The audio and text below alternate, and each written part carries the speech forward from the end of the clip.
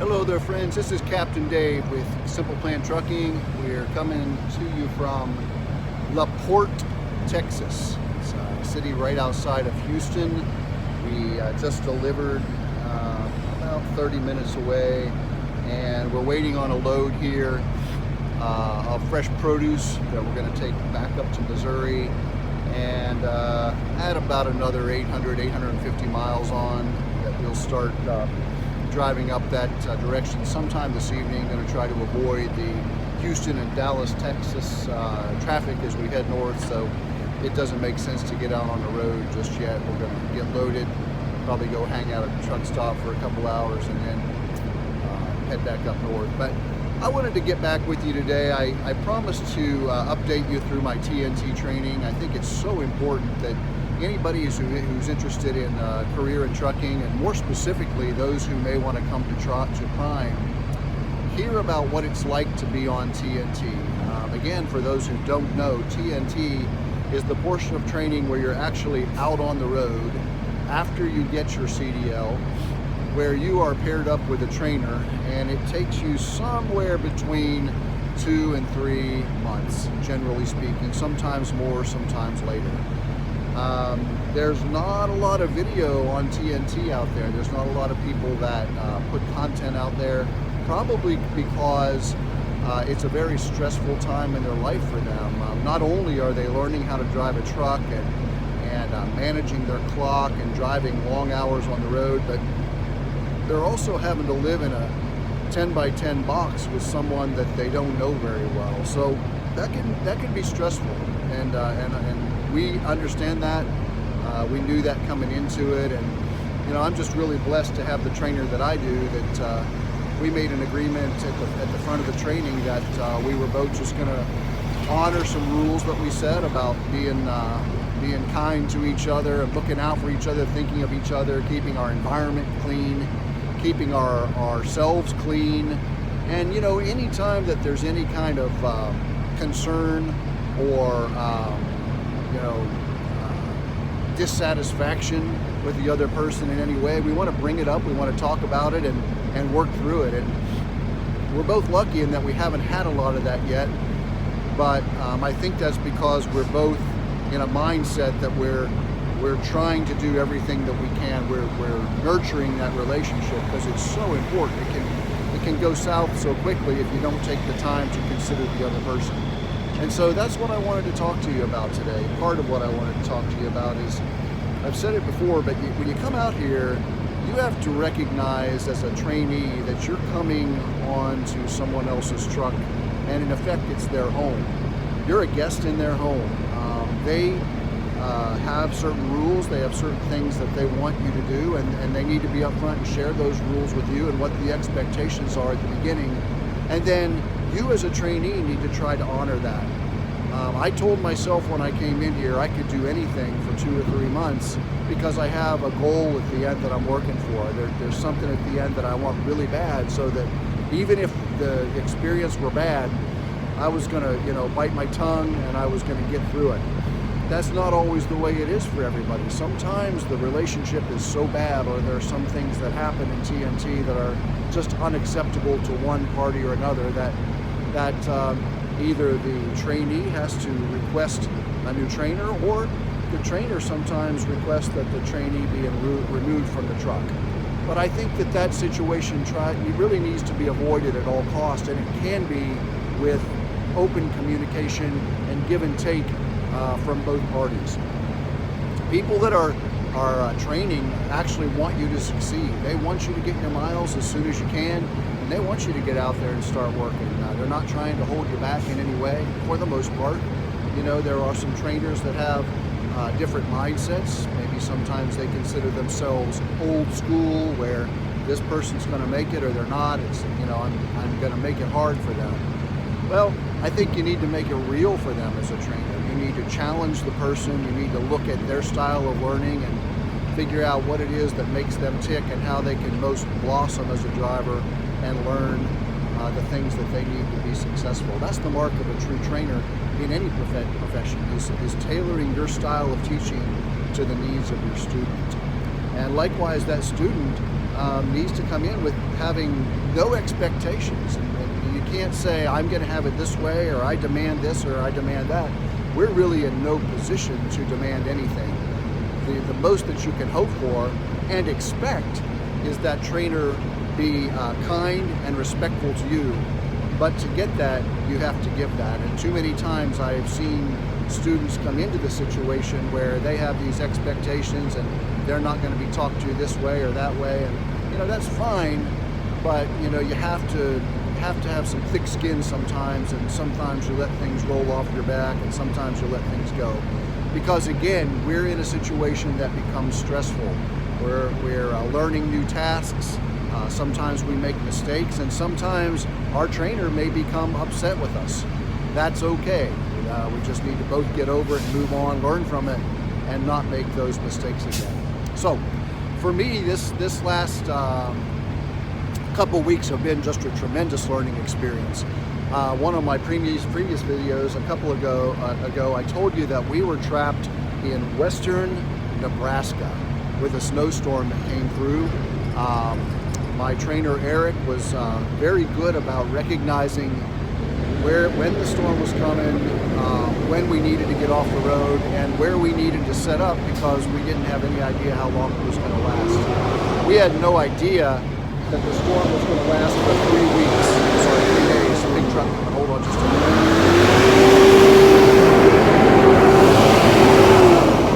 Hello. So it was 3 days. 3 days that we were stuck at that truck stop, and you know, watching the weather.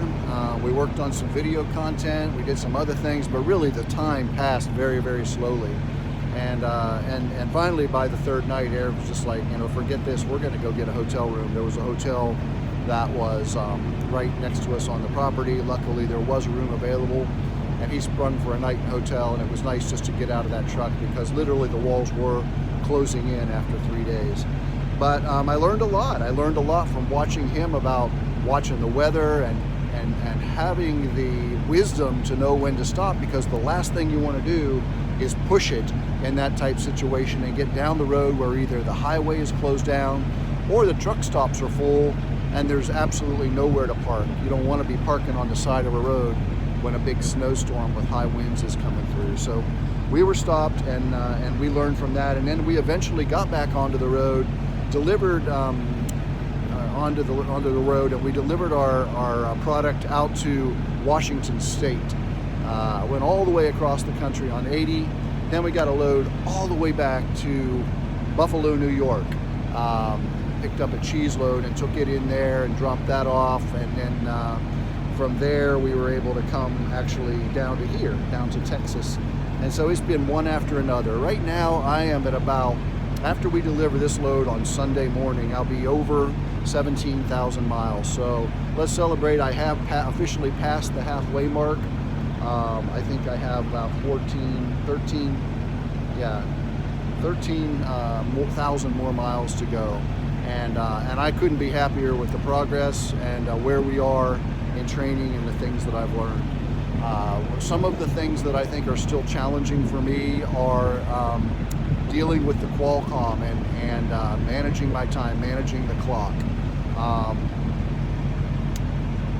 It's important to remember when you get out here that that clock has to be considered constantly. Anytime you start or stop the clock, start the truck, if you move the truck, something needs to happen on the Qualcomm.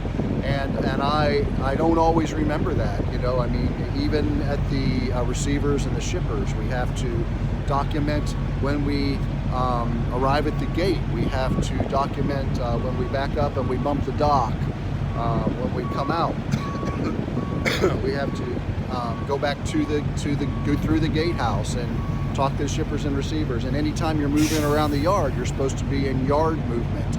All of that helps to save your clock and keep you from burning time endlessly on the road. But if you forget to do that, it'll continue to run into your clock, your 14 and your 70-hour clock, and it'll result in less time that you're able to drive in the week. And it's not so much a problem when you're driving a team, because somebody always has hours on your team. But when you're solo, man, that clock is so important to you. You need to squeeze every minute out of it that you can. So I'm continuing to learn. I'm getting better at it. I still have 3 more weeks, and Eric's been really good about pointing it out to me, what I need to do, why I need to do it. When I forget, he reminds me to do it, and I do it. But I think from talking with other people that's one area that gets neglected a lot during TNT.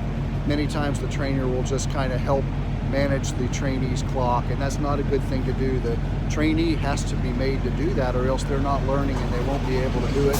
They'll get themselves into trouble when they're released from TNT and they upgrade and start driving on their own. So clock management is still a big opportunity for me. And the driving, I'm getting down. I'm feeling more and more comfortable. I'm driving some long shifts. I've driven several over 600 miles, and that's getting to be the norm. So that's what I want. That's how we'll rack up the miles and we'll finish TNT sooner. So the driving is coming. I've done some backing. I've backed and bumped a couple docks, but I don't think you can have enough practice with that. I don't think you can get enough practice with that while you're in TNT. So if you're with your trainer, any chance you have a chance to back up, go ahead and do that. The procedures for picking up and dropping off grade, again, it just needs to be gone over many, many times so that it becomes a habit, and that and then it becomes second nature when we're out there on our own. I was talking with Eric earlier, and he's going to do a live video later this afternoon, so I don't want to steal his thunder, but the one thing that we both, I just expressed to him, I'm pretty happy with where I am in my training and having him as a trainer, and I hear these horror stories from other folks about how terrible their training was in the past or is now. And I don't have that problem because we have open and honest communication, and we're in a learning environment that's going really well. But he said, well, there has to be something that you're dissatisfied with, or that's probably not even the right word, or that frustrates you. And I said, I thought for a minute, and I said, the big frustration is always having to ask you what's next. What are we doing? Where are we going? When will I drive? When will I stop driving? When are we going to stop to shower? When are we going to stop to eat? Having to tell him that I need to stop because I need to pee. I mean, I'm 57 years old. It bothers me to have to, I'm not like I'm asking for permission. It's not that, but just when you're in a trainee role, everything that you do, you have to run by your trainer, by design. I mean, they're the ones that know it's their truck. They are the captain of this ship. I'm in a learning environment, and I accept that. But having been on my own for most of my life and making my own decisions, it's hard to take a back seat in literally every situation while you're in TNT. Sometimes, even with trip planning, I'm trip planning at the same time in my mind, but I always have to say, okay, what's the trip plan? Because it's his trip plan, it's not mine. And I'm not embarrassed to say that sometimes the things that I thought were going to be great were just dead wrong. As an example, we're at the truck stop today, and he said, so what do you think we should do about heading north to Missouri from here? I'm like, hey, let's get over here, pick up this load, and I'll drive and get as many miles as I can tonight, and we'll stop, and then you can take it from there. And he just looked at me for a minute and smiled, and I said,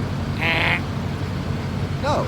Well, and I said, why not? Why wouldn't we want to get as many miles under our belt as we could tonight? And the answer is because we don't know what the traffic is going to be like in both Houston and Dallas. No, I take that back. Eric knows exactly what rush hour traffic on Friday night is like in Dallas and Houston. So he knew from experience that the last thing you want to do is take off on a Friday afternoon and sit for as many as 3 or 4 hours in those traffics and have your clock burn and not get anywhere. He said it's much better off to sit where we are, wait until rush hour is over, and then take off, and we'll sail right through those cities. So I recognize that I still know very little. I'm an infant when it comes to this stuff, and I'm learning, and I'm okay with being in that position. but it just, it's trying to always, having to ask everything, what's going on. You feel like a child many times. And he was quick to say, that's no reflection on you. He said, I think you're doing great. But, even if I were driving with a fully trained person and someone was co-driving with me, this is my truck, they were driving with me as my co-driver, the plan would be my trip plan. We would stop when I say stop, we would eat when I say eat, and all those kinds of things. That's not him being a tyrant, that's just running a good business. And so I recognize that, and he's exactly right. But it's not always easy when you're in TNT. I look forward to the day when I'm out there and being able to make my own decisions. And I almost said it, my own mistakes, because guess what? For a while, there are going to be lots and lots of mistakes. But I believe that's how you learn the best. TNT is not here to make you be an excellent driver. There's just no way to do that in 20,000 miles. The goal is that you've got enough experience that you're a safe driver, and then you learn to become an excellent driver in 1 or 3 or 5 or 10 years. I'm not sure that you ever attain the level of excellence that you want to have, but I'll tell you, it's always impressive to me when I'm out there and I see drivers that I'm in a terminal, and I see the drivers with the safe driver patches all the way down their sleeve. I see 3 or 4 or 5 of them, and one of those patches was for 2 years of safe driving. Sometimes in the morning meeting, they'll get people up and they'll recognize them. They've driven a whole career as a safe driver without any incidents or accidents. Now, certainly some of that is due to luck, because at any given time, somebody could drive into you. But you know what? You don't get those kinds of results from not being a safe driver and concentrating on the road and making smart decisions all the time. So I hope that when I retire one day or I stop driving, that I can have a sleeve full of patches like that too.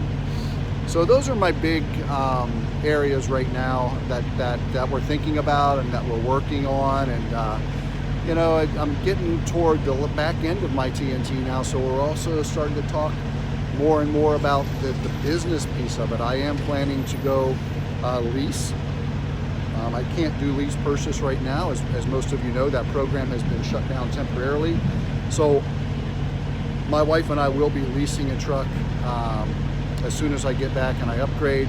And then whenever they open things up and allow us again to do lease purchase, I'll be buying a truck. And that's going to be a while. It's probably going to be at least 6 or 9 months until I can have my own truck. But that's what it is right now. I have to accept that, and we'll do just fine in the lease program. Also managing the business. I'm talking to him about how he sets his accounts up and how he, do you have a business account and then personal accounts, and with your wife as a company driver, did she have her own checking account? Was it deposited to her? And how do you manage your taxes? Where do you keep your bucket of money to pay taxes? Do you have a separate account for that, or do you keep a ledger and know so that you don't spend too much money? These are all important conversations that you can have with your trainer if they are lease or lease purchase and run a successful business. And certainly my trainer, Eric from Driver Lineup, is doing that. He's on his 2nd truck right now. Eric has ordered his 3rd truck. He has 2 trucks right now, and he has a 3rd one on the way. His wife's having a baby, and he's going to be a PSD trainer on the pad in Springfield so that he can be close during the delivery, and at least for a while be there while that baby's growing up. So happy for him. Anyway, that's it for today. I just wanted to spend a little time with you, give you an update on what's been going on with my training, where I am, where my head's at, my successes, my failures, and what my hopes are for the future. If the video's jumping around a little bit, we've got the forklifts are in the back of the truck unloading us, which is a good sign. Actually, they're loading us up, so we'll be loaded and we'll get out of here, park at his truck stop for a while, and then later this evening head back up north to Missouri and then to points unknown after that. So that's it. Good talking with you once again. This is Captain Dave with Simple Man Trucking. Take care of the people that you love. Always be safe out there, and I'll be talking with you again down the road. Take care.